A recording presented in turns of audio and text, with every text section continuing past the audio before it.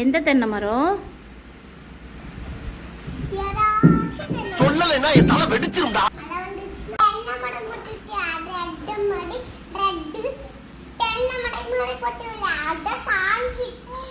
எந்த தென்னை மரம் உன் தலையில இருந்ததா? நான்லாம் போட்டு விட மாட்டேன் மறுபடியும்.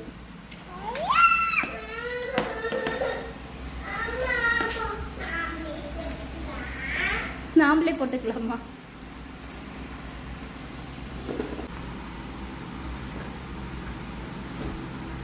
நான் உங்ககிட்ட விளையாட்டா பேசுற போராடி நம்பிட்டீங்க. ஐயோ